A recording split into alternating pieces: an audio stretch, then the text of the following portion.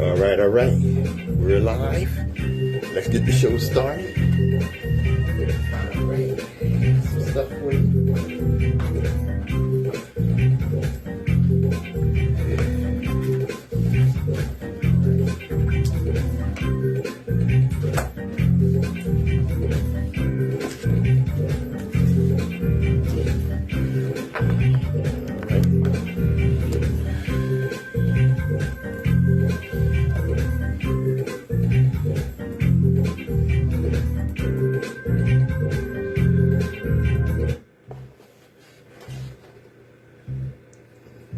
Here we go.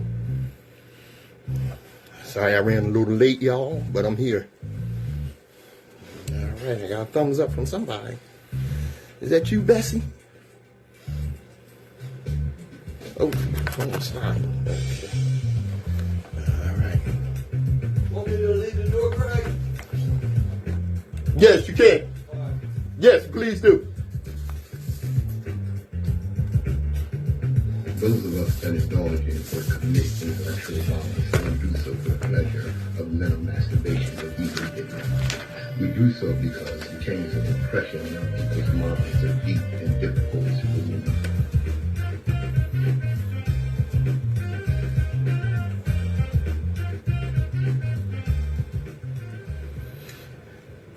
Good morning, my children of the sun. Welcome to the Open Eye on WHGE 95.3 FM. Hey, good morning, Bessie. I see you, sister.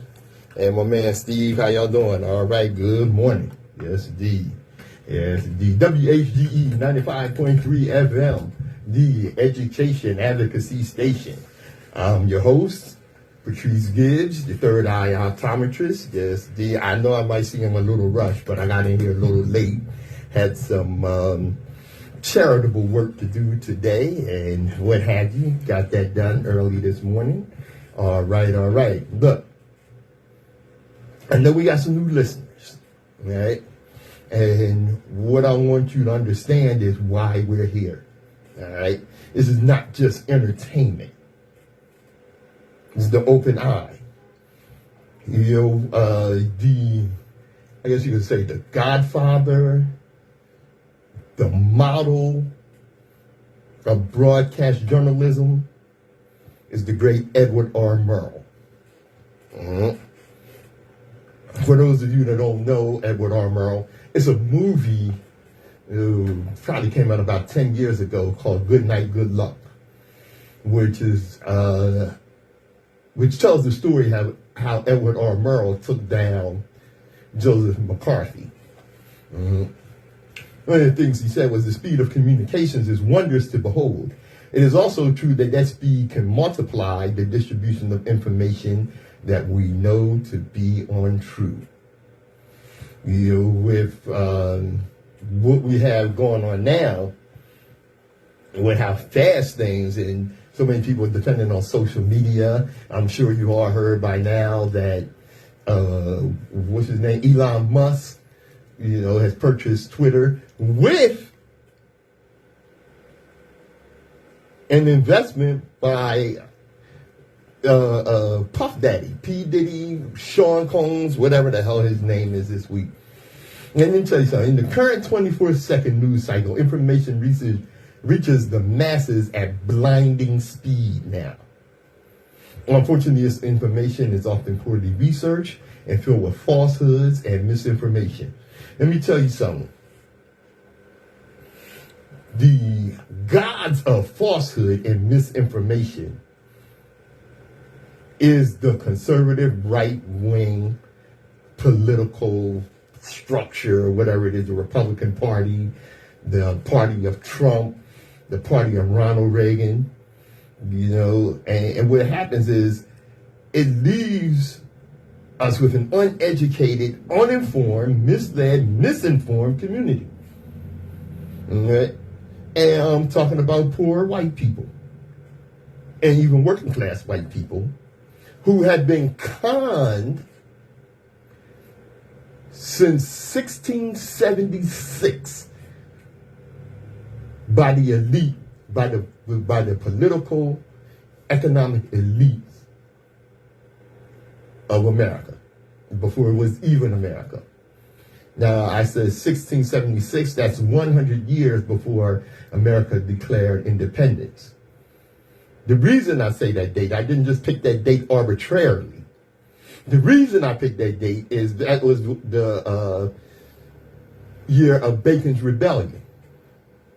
Okay, now for those of you that don't know, if you look up Bacon's Rebellion right now, like on Wikipedia, which, you know, a lot of people use for whatever reason for source information, all right? But Wikipedia got that crap all screwed up and what have you. And what they're basically saying is, you know, it was a fight between two entities that wanted control. Well, it was more than that. Okay, what Bacon did was he got white indentured servants and black slaves to join forces and realized that their interests were the same, that their interest was against the economic elite who was holding everybody down and still are.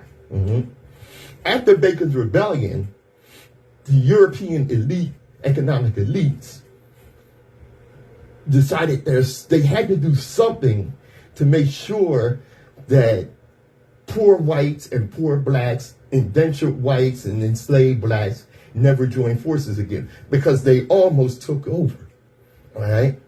So what they did was they conned the whites by telling them that one day you could be just like we elites, you know? A black person could never do that, but you being white, this is really when the white thing came in. Before that, everything was, you know, you were European from Germany, Britain, Spain, France, or whatever, okay? But they conned these white people into believing that they could one day join their elite lifestyle and what have you, all right? And they've been conning them ever since, whether you know that or not. This is for some of you poor whites. A lot of you will never get it. You know, if you don't know why your history is being outlawed, basically, is because they don't want you to know that you're being conned to vote against your own interests. That's what's going on right now, and that con has look. The Civil War, okay? You had poor whites fighting for the interests of rich whites who wanted to continue to enslave people. And what the poor whites were convinced of by the enslavers was that if these slaves are set free, they'll take your job. You moron. They already got your job. They're doing it for free. They already got your job. See, this ideal that anything that helps or advances marginalized groups hurts you is the kind that they've been running on you for decades.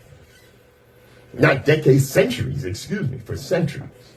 You know? And what you don't understand is that white supremacy is as damaging to you as it is to marginalized groups. Okay? I see whites living in trailer parks, in rural areas, living in substandard conditions. Okay? Here's an example. I've used this example before of the damage that white supremacy does to white people. Right? There was a cornet player, a trumpet player in the 1920s, a white man by the name of Bix Beiderbecke.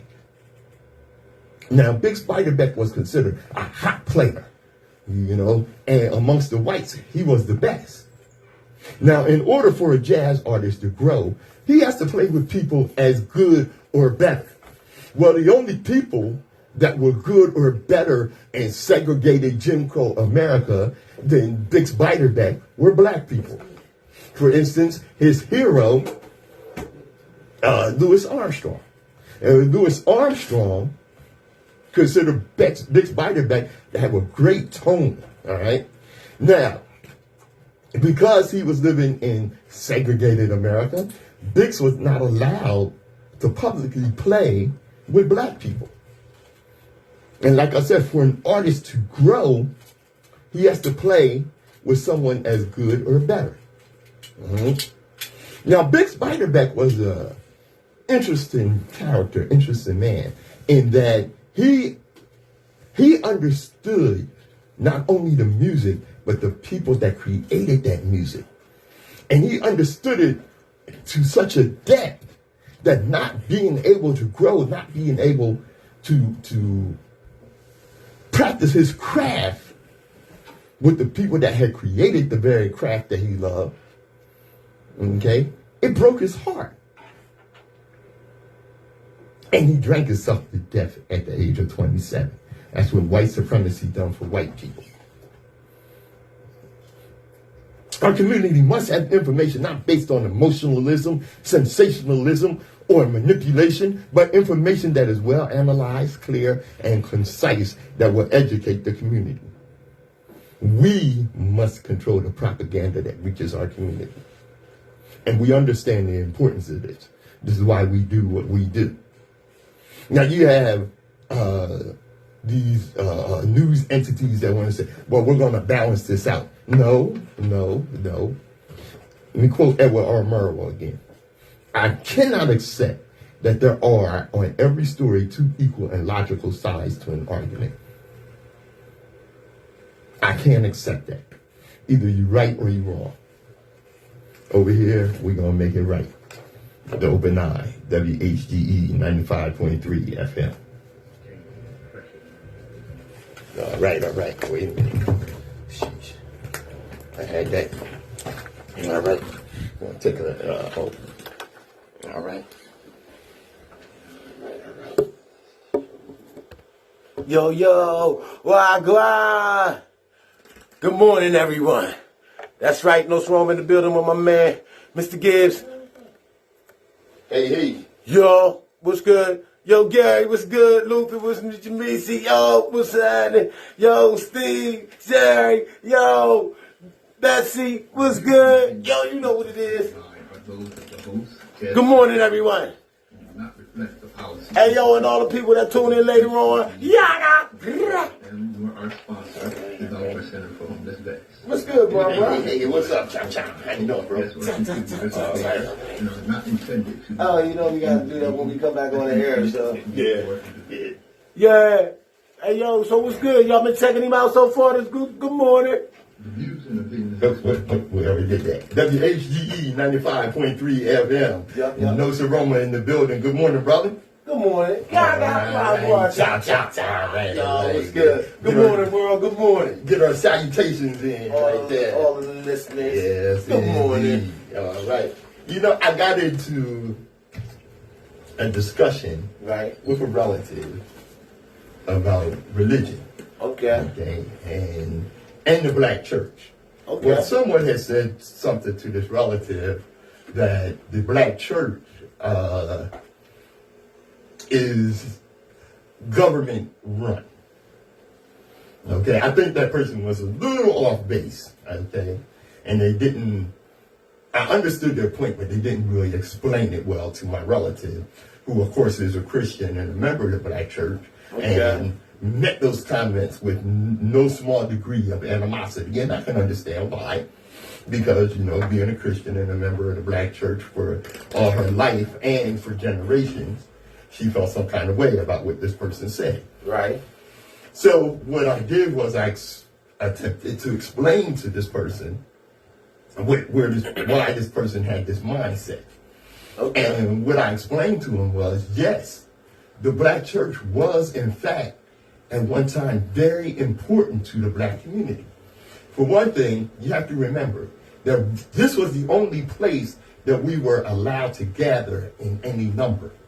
Okay? Right. Because the idea of black people getting together scared the hell out of white supremacy. You know, it was something that they did not allow. Okay? And even in the black church, in many black churches, a white would sit in to make sure that they didn't say anything that would spur the congregation to seek freedom, to seek liberation from white supremacy, especially because a lot of the black churches were founded during slavery. Well, let me tell you something. This is what I mentioned to this person, is that the black church was the incubator of the civil rights movement. Okay? It was the black church and many black preachers that were the leaders of the civil rights movement and were the leaders of many of the movements that brought about advancement for black people. Okay? Not only that, but especially when you migrated from the south to the north, the first thing you did was find a black church, because there you would find, a sense of social order. You would find friends and family. Shelter sometimes. Shelter. They would help you get a job, help you get on your feet, and, be part of the community. All right? So that was very important, especially for those coming from the south, coming north, and what have you. Right? Now, as things went on, and as we get into modern times, of course, the black church went from a liberation theology to a prosperity theology, which is where you get people like T.D. Jakes and Creflo Dollar, which of course is not his real name, and they got mansions and private jets and this, that, and the other. And you go to some of these churches and they actually had an ATM machine. When you join some of these black churches, you actually have to submit your financial report to the church so that they can make sure that you're donating the proper amount of time. They're saying, yo, I want to know how much of that we getting, how much of this that's what I basically we need to know how much of this we getting. Right. Because you have to tithe 10% of your income, of course. And, for those of you that don't know, tithing is a con game. It's a con. There's nothing in the Bible that says you got to give 10% of your money. All right. Where that comes from is from the Hebrews from the Old Testament supporting the priesthood, which were the Levites of the tribe of Levi of the Hebrew people. Okay? And you had to, what the community did was make sure that they were able to live. So they would donate 10% of their harvest to the priests. Okay? So that's where that comes from. And now it's gotten to 10% of what's in your pocket. Well, you're not getting in my goddamn pocket. What's wrong with that? I can remember I went to church with a lady friend of mine. Something I was apprehensive to do. Okay. And it was, especially during the weeknight, but I went, So we're sitting there in church and they have their service and this, that, and the other, and then they pass the collection plate. Okay, well, I'm not going to be outright ignorant, so I put a couple of dollars in. Well, the plate gets up front, and Deacon Chickenfoot and Reverend Chicken Wing count the money. Reverend Chicken Wing gets up and says, the light bill this month. Yeah. And I mean, the collection is light. Was a little bit excessive. Yeah. So we're going to pass the plate again. So we need y'all to dig like 3 more inches in your pocket. Come on, man. Yeah. So they passed the plate again. All right. I didn't put no money in on the second go round. I seen you, my brother. Yeah. I ain't put no money in on the second go round. All right. They came back up and they declared it wasn't enough money again. And hey, somebody here ain't listening to this. And when they passed the plate again, the minister told the usher to lock the door. What? Yeah. They locking you in? Yeah, they gonna lock you in until they get enough money. That was it for me. I got up and I went to the door and I told the usher, please unlock the door, we're leaving. And he said, Pastor don't want nobody leaving until the collection is right. And I told him. He didn't tell you that. He didn't stop, man. I told him, I said, look, you heard me right now. And let me tell you something, brother. Y'all gonna need to open this door and lock this door because you're getting ready to need the cops. Because I feel like I'm being held hostage for my money. So you either, oh, well, Pastor don't, okay, I don't give a damn what Pastor don't want. And now everybody in the church is looking back at me. Oh, man. You know, that's when he went ahead and let me out, which was his best bet. Right? I would simply say, yo, you want Burger King or McDonald's? You know? 2-piece or 3-piece? Yeah, that's what it's getting ready to be. That's what it's getting ready to be. That's word. What you talking about? Yeah. So, you know, and I say that to say that what's happened with many churches is that now they apply for grants to support their programs. Okay? Right. Well, these grants come with rules. And the main rule that these grants come with is shut the hell up. Meaning, if you take this grant money for your programs, okay, you cannot speak on the condition that is going on within the black community, and you cannot speak what the government is doing in support of white supremacy and keeping black people down. You cannot get up and say, look, let me get with this. You can't take my money and then talk about me, man. That's right. That's it. That's it. Exactly. You know, it's a black conservative. This guy could be Candace Owens' father. Oh, and I got to address this before I go on with this, okay? For those of you that say, well, Candace Owens says something right because she came out in support of Kyrie Irving, and what she said was right, you know, I don't give a damn. She still can't come to the barbecue. She's still a sellout, notorious Negro peeing bed wench. We don't want nothing to do with her.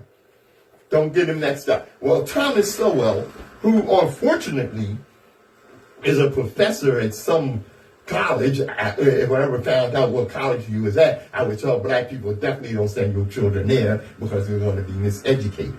Right. All right. Now, what Thomas Sowell claims is that welfare destroyed the black family in ways that slavery and Jim Crow never could. And that ain't the dumbest crap I ever heard. What he said was, when you think about the centuries of slavery and generations of Jim Crow, it did not destroy the black family, but one generation of the welfare state did.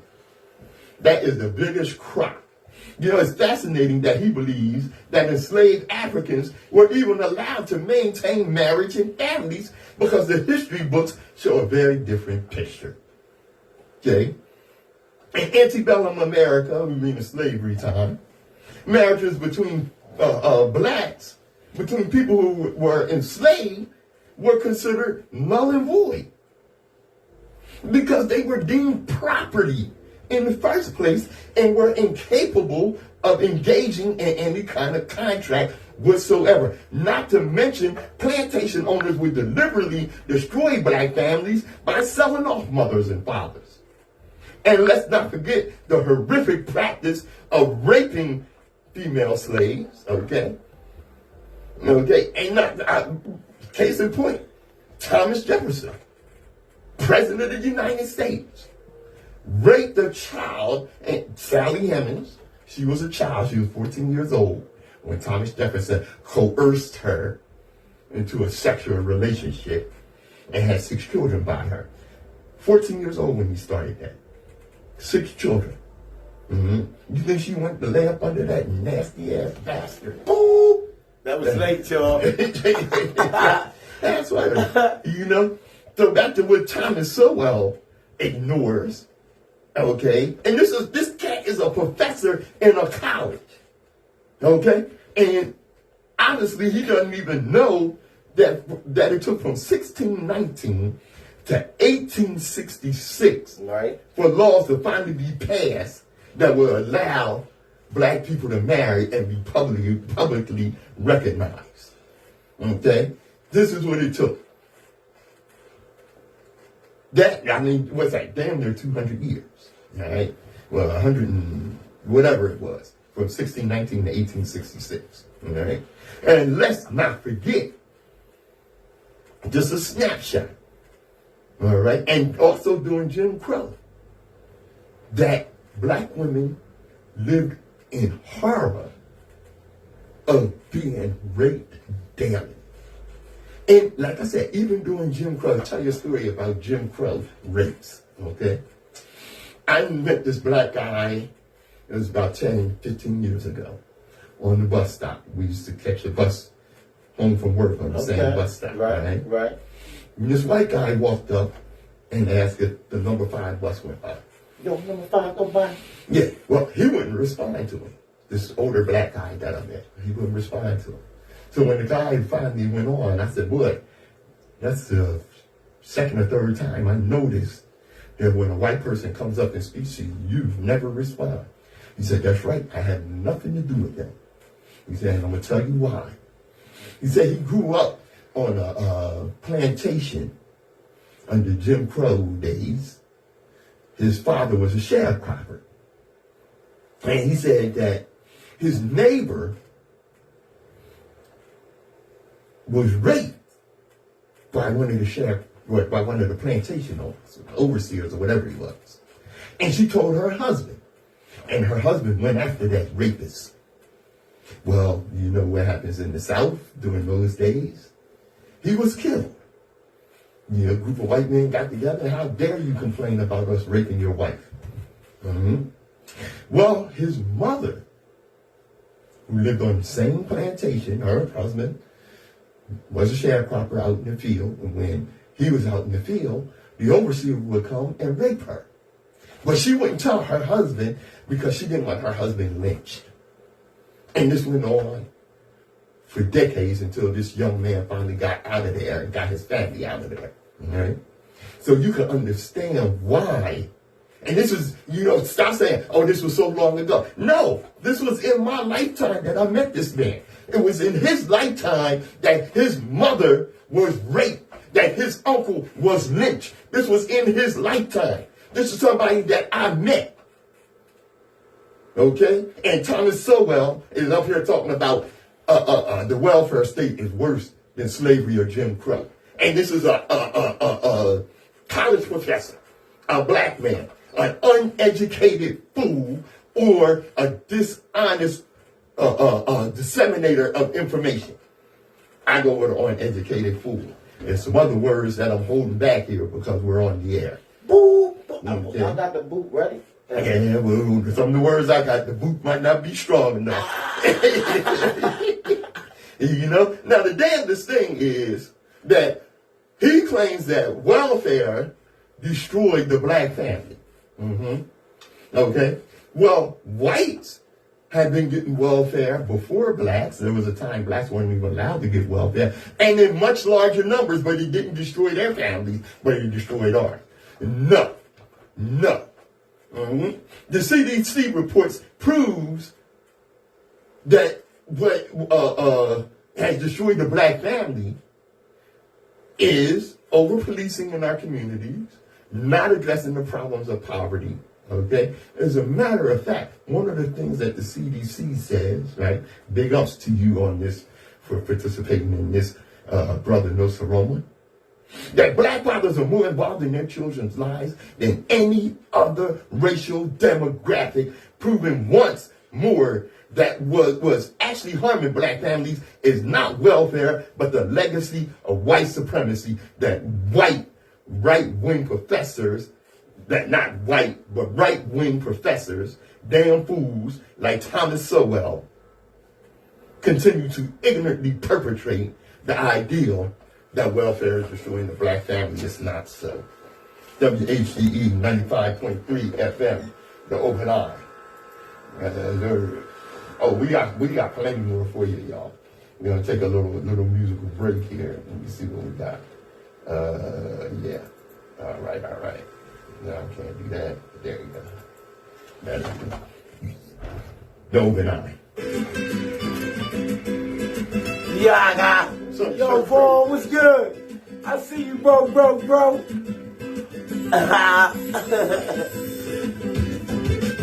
Definitely ain't no knocking no doors around here, me.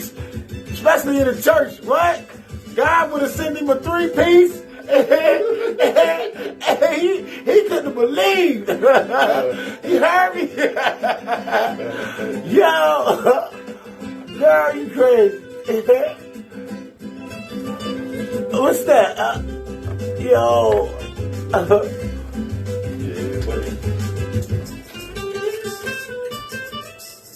Last week we ended the show with the statement that in order to have freedom of speech, you must be free. All right? Hold up, before you dip into that, right? When we just going off, you was like, so did you think welfare destroyed the black family or not? No. The welfare, isn't they the same organization that, okay, if I give you this check, when the fathers can't be in the house? No, here's what I don't believe. Okay? That welfare was worse on the black family than slavery and Jim Crow. This is what Thomas Sowell maintains. That welfare was worse than slavery and Jim Crow. That's crazy. That's absolutely nuts. But that's where it started, I would think. No, welfare didn't start there. No, I the mean, destruction of the black family started there. Oh, but it was Jim Crow and all that way before welfare. Way before welfare. Oh, yeah, well, definitely. Yeah, because, like I said, during slavery, slave masters destroyed the black family. Marriage was not recognized within the black community. And if they did get married, that was looked at as dangerous to the white supremacist slave owner, because what was happening was they were building unity and structure, and that was not allowed. Okay? Right. Even so they became, you know that saying, your enemy is my enemy, your friend, or something like that? That's what I think they did to the black people through welfare. Well, okay, let me tell you this. Welfare was a factor in modern times, okay, in hurting the black family. Yeah, okay. Okay? Because in order to collect welfare, you had to do them. you had to have a fall man under in the their house. criteria. Yeah. Okay, I see it. I see it. Okay. You know? But So how long before welfare you think that was going on before that happened? Like, before okay, let me tell you this. Side in. Yeah. Actually, black people were not allowed to get welfare until like the 40s or 50s. Okay, so that's recent. Yeah, it's fairly I'm born recent. in the 60s. So. Yeah, you born in that nature. Yeah. I was born in 61. Yeah. So, You know? So that's fairly recent. You know? And so you a 1900s baby? You from the 1900s? I'm a baby boomer. That's what they say. Yeah. So that's what they Yeah. Are you from the 1900s? Yeah. How old A damn kid asked me was I back in slavery time. How old do you think I am? Yeah, it's still going on. You with it too. That's what I said. You know? How about that? You don't know you with it. You in it, and like you said, it's still going on. You know? I seen this one teacher said, the kids asked him, was he back in black and white times? We in a lot of trouble. The kids looking at black and white shows from the old days think the whole world was black and white. Right. Jeez Louise. And a lot of kids think that they did a survey on I seen that. And that's crazy. That's nuts. Now just think how easy you can brainwash and take stuff out of existence if it's not talked about, if it's not brought up no more, if it's not put in that mainstream media. How many people wouldn't know things? If it wasn't for these phones and the technology that they got now, it wouldn't be so explored. In the open eye, it wouldn't be so explored. The world wouldn't be so exploited, and you see the exploitation. You know what I mean? No, I put up a post today, right? That said, I bet you when aliens ride by the earth, they lock their door. People are nuts, man. You know? That's earth right there. You see that? Yeah. You know, and man, I tell you, there's something else. And look, like Nsoromma is asking about, the welfare. I remember when I was a kid, families where the father wasn't in the house and the mother was on welfare, right? Or the father wasn't supposed to be in the house, all right? But many fathers, like the CDC said, black fathers are the most involved in their children's lives than any other racial demographic. And I can remember these fathers hiding out until the welfare lady came and searched the house, and then going back home. And he worked, and, he supported the family and what have you, until he was finally in a position to say, we ain't got to deal with that no more. And I tell you what, many of those black fathers turned out to be some really great fathers. I've seen them in my own neighborhood, in my own community. And people, because they used to help take care of the neighborhood. That's right. It was a neighborhood thing. It was a neighborhood thing. It was a village And that's thing. what we're missing now. Yes. You know what I mean? That we if are. I can't tell your son to straighten up and fly right, you know, and without him going, but Dad, he told me to straighten up and fly right. Right. And then you go get your gun and come over to me and mad at me because I talked to your son because he is a kid to straighten him out so he wouldn't get in trouble. You want to shoot me. You know, and that's the mentality that they've been pumping and dropping on us through this music and stuff, you know what I'm saying? Movies and all these stuff. Movies give it to us too, but they don't say nothing about the movies because they making mad money. Oh, yeah. They making mad money off the hip-hop industry too, but, you know, that can be put forth. We can sacrifice this. You know what I'm saying? But this movie, they don't talk about the movie and how the movie's doing and bring it to life and show you really physically. Right. And you know what I'm saying? It's messy. You know, which is one of the reasons that, you know, and I know they were real popular were the ghetto quote unquote, ghetto novels. You know? Yeah. And a lot of people were reading that next and what have you. And I remember there was a bookstore here in Wilmington where that was almost his whole stock was ghetto novels. And I offered him some books with some knowledge in them, and he rejected that hands down. And this was a brother, you know, who's participating in the degradation of his own community. No other community in the world, okay, uses slurs to degrade their own people. You never hear Asian person calling other Asians racial slurs or Asian slurs. You don't hear people from Italy calling Italians racial slurs that were popular, you know, at the time, or still are slurs that, you know, denigrate Italian people, or slurs that denigrate Jewish people, or what have you. You know, why have we learned to do this? Because we had that self-hatred. You know, I saw our brother talking about, and I gotta get with it. This is something self-hatred, all right? We are not indigenous to America. We are not Hebrew Israelites, okay? We are not, what's this other thing? The more science temple pushes, you know? Look, we are black people from Africa, but what we have fallen into is because the oppressor has convinced us that African or black equates with slave, we run from who we are. Oh, we can get up and say we redefine the N-word, but we can't redefine Africa or black from what the white supremacy has taught us. Come on, y'all. And look, just one group, the Hebrew Israelites. 10 things you need to know about them. They do not do any research, okay, in the Bible, which is fiction. They read parts of the Bible they consider truth and ignore the rest. They fabricate evidence to convince people that Egypt had Hebrew slaves, which is not true. You know, they are divisive. They call themselves Hebrew, and they call Africans the cursed seed. In short, they believe in the curse of Ham. That's in the Bible. They believe a European rapist and murderer, King James, was black. No, he wasn't.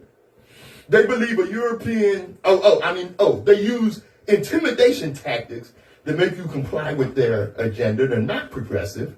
They do not care for astronomy, math, or science, okay? That's the same ignorance of the European church.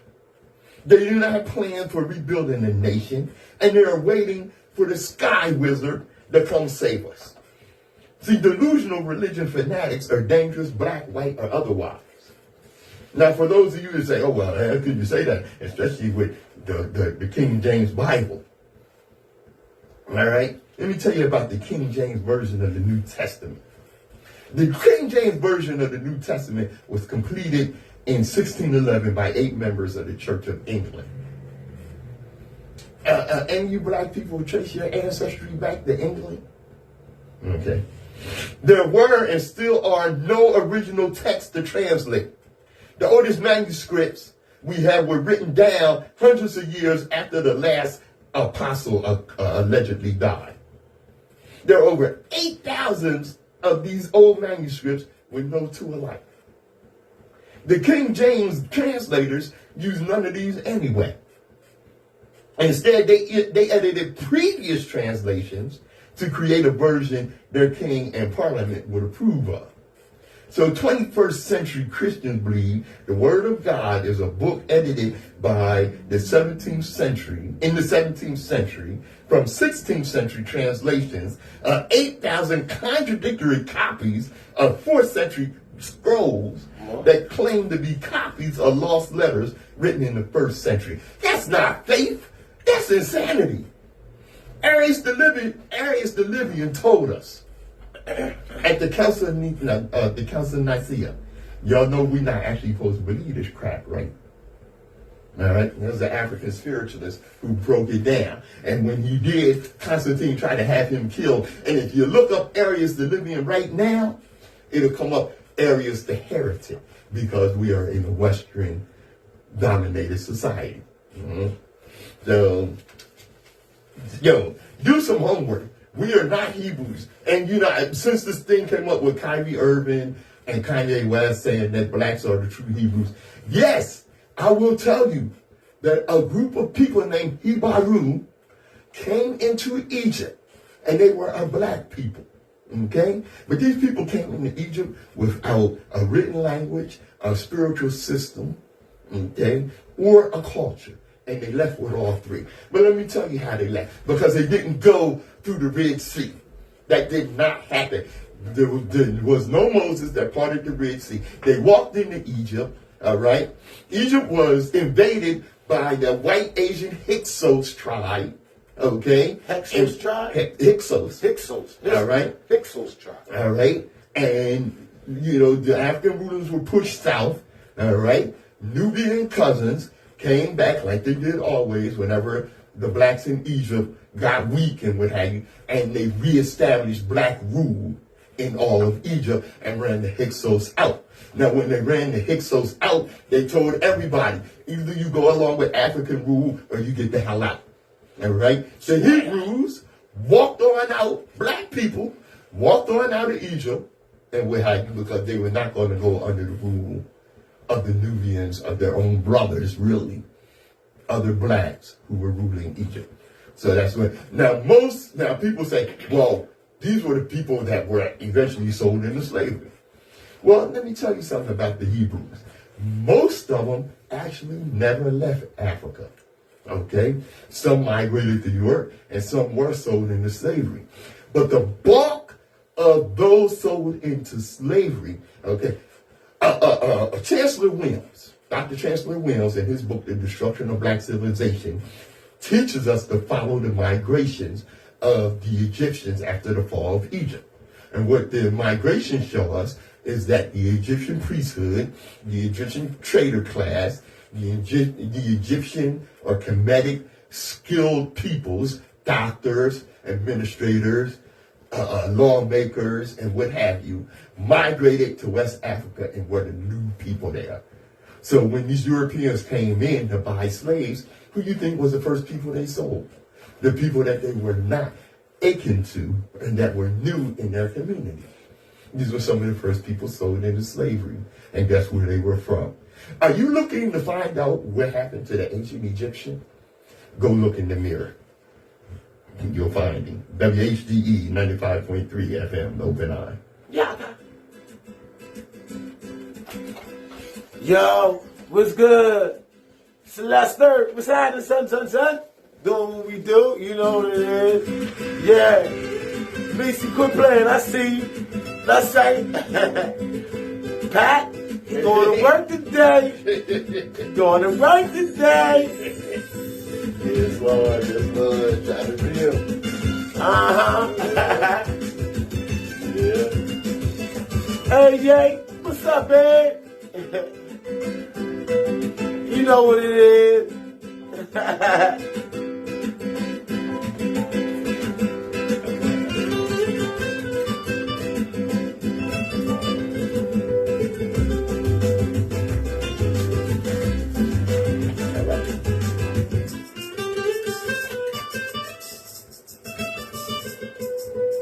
WHGE 95.3 FM, Dobe and I with Nsoromma. Yup. Yes, indeed, Patrice Gibbs. You know. Yeah, buddy. Now, I gotta get back. I mentioned Kyrie Irving before. Okay. And one of the things, of course, I noticed is that some other sports figures have come out and condemned him and criticized him and what have you. Big ups to Louis Farrakhan for speaking up for the brother and even speaking up for Kanye West over what they said about Judaism. Now, in order for Kyrie Irving to get back, there's a list of demands that they have made on him. But first, let me criticize some of these black figures that came out against him. It's not actually surprising, because these are the same people that would not support Colin Kaepernick, whose protest was not even controversial until racist white people made it controversial. So it's no surprise that they wouldn't support Kyrie Irving, who said something that, was controversial. Right. And what have you, and then come up with these damn demands. I mean, how are you getting, everybody in the world getting so sensitive and so soft? You have the right to freedom of speech. Yeah. Yeah. I mean, so what it hurt your feelings? That ain't a law. That's not a broken law. No one broke the law. Your feelings is hurt. Go home. Go home. Get some ice. You know? You know what I'm saying? I mean, that's crazy, man. Yeah. So they want him to come up with all these, conditions, to meet all these conditions and what have you. Donate $500,000 to the Jewish community or some kind. Don't give them a damn thing, And look, I mean, the conditions have gotten ridiculous. They want him to admit that Taylor Swift's remake of September was better than Earth, Wind, and Fire.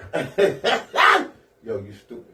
They want him to approve adding raisins to potato salad. You better not show up this summer with no damn raisins in the potato salad at the barbecue. They want him to acknowledge who's Scarlett Johansson. Crazy, boy, you crazy. Who's Scarlett Johansson? Scarlett Johansson. You ever heard of her? She's some white chick. Well, they want him to say she's the baddest chick, and she better looking than Beyonce and Rihanna. That's what it is. They really not the demands, are they? You pulling them out, right? They want him to pull up Vanilla Ice, the king of rap. Why you got me bagging up like this right now? Hey, yo, do y'all hear him right now? I'm telling you, watch out, Kyrie. Watch out, Kyrie. Because they're going to get you on the news, and one of them newsmen going to slip up and say, well, listen, Mr. Irving, I'm really not comfortable calling you Kyrie. It's hard to pronounce. Can we just call you Toby? That's coming next. They're going to put that on the list that he changed his name to Toby. Wow. You better get the house and watch an entire box set of Friends. You ever seen Friends? I watch Friends. I used to watch Friends. You know what I'm saying? I ain't seen one episode. No, never. No smoke on you, brother. Nah, but I'm saying, I mean, because Friends was my mom was watching, and I said, there you go. Yeah. But it wasn't. Yeah. So see, back then you was the TV remote anyway. Yeah, it was a more substance to the thing. Yeah, because they stole most of the stories from that. Like Jefferson's and what was the show with Queen Latifah and 2227? Nah, Queen Latifah and I can't think of the name of it. The dark skinned girl. And the dark skinned girl that had been on the Cosby. Yeah, that's where they got the Friends from. Okay. Yeah, I can't think of the name of the show. Shame on me. Hit us the name of that show. Hit us up and tell us the name of the show. Queen Latifah and Homewood. Yeah. With the janitor, with the maintenance boy in it. Yeah. I can't even think. I can't even think of it. That's what it's Living Single. Living Single. That's it. Hey, yo, They stole it from there. They stole it from there. Hey, yo, They Niecy sure just told did. me. My Niecy just told me, yo. I heard that. Well, you know what? We coming. She around used to to sit it. in front of the tube, too. She know all of them. Man, shoot, you know. Look, of course, the midterms elections were this week. Okay. Okay, and the sister down in Georgia that ran for governor, she lost again.